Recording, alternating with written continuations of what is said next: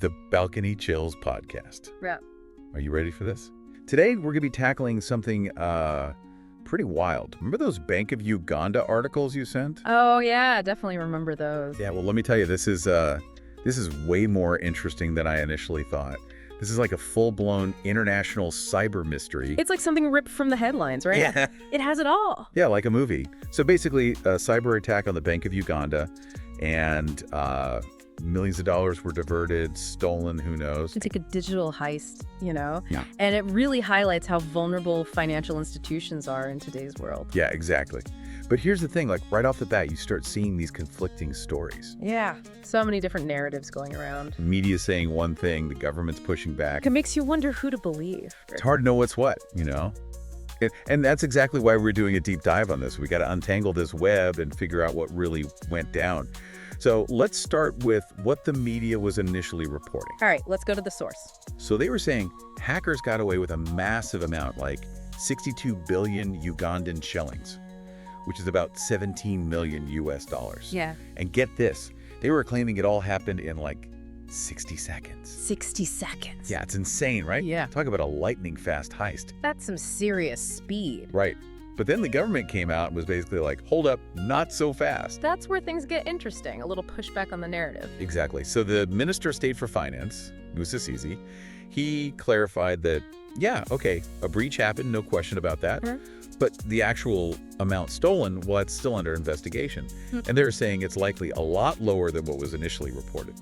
So right off the bat, we have some conflicting information. That's always a good sign. Yeah, this is where things get juicy. So let's get into the nitty-gritty here. Right. We know there were two specific transactions that set off all these alarm bells. So the first one went down on September 12th. Okay. And it involved 6.134 million US dollars that were supposed to go to the World Bank. The World Bank. Yeah.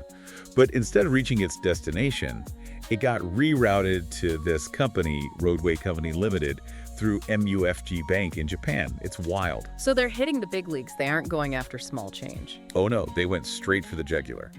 Then, on September 28th, boom, another hit.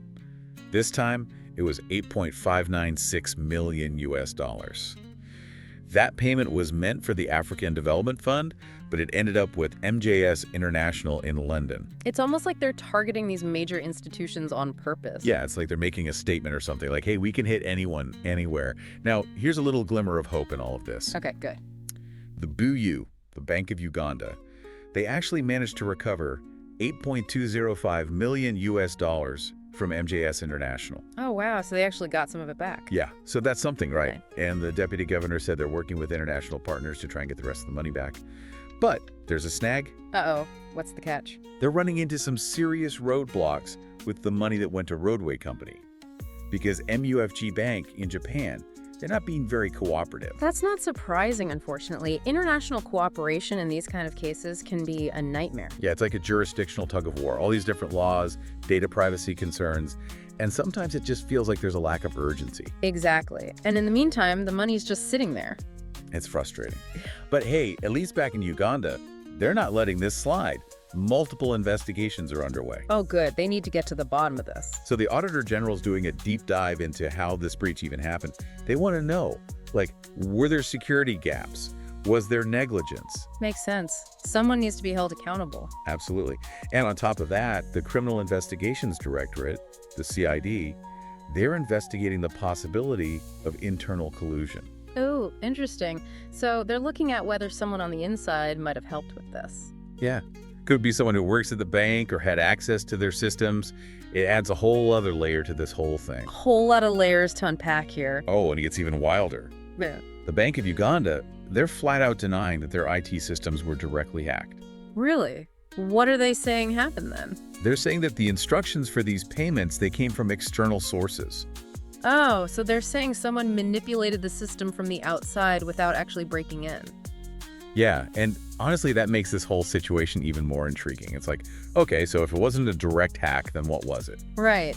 How do you pull off something like this without actually getting into the system? Yeah, it boggles the mind. Maybe a supply chain attack, compromising a third-party vendor to get access. Ooh, that's possible. Or maybe even like some crazy social engineering scheme, tricking someone with access credentials. Yeah, social engineering, that's always a possibility. People are often the weakest link.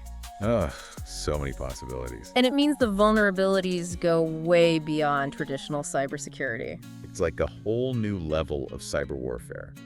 So, let's take a step back for a sec. Okay, time for a recap. We've got a confirmed cyber attack on the Bank of Uganda, though the exact amount of money stolen, that's still up in the air. Right, we have two very audacious fraudulent transactions targeting major global players. Yep.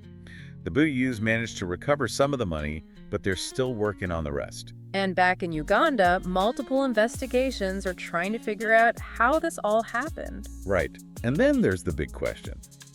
If it wasn't a direct hack of their system, how did the attackers do it? That's the million-dollar question, isn't it? Yeah, it really makes you think. And you know what I find most fascinating? What's that? This case, it goes way beyond Uganda. It's a wake-up call for all financial institutions everywhere. These cybercriminals, they're getting smarter and more sophisticated every day. It's like a whole new arms race in the digital world. Yeah. And if we don't adapt and strengthen our defenses, we're going to see a lot more of this kind of thing. Oh, absolutely. This is just the tip of the iceberg, I'm afraid. So here's something for you to ponder. If the Bank of Uganda's systems weren't directly hacked, how did those attackers manage to slip in? Yeah, what does that tell us about the future of financial security? And what does it mean for all of us who rely on these systems every single day? I don't know, but it definitely gives me chills. Thanks for joining us for another deep dive. We'll see you next time. Take care, everyone. Stay safe out there.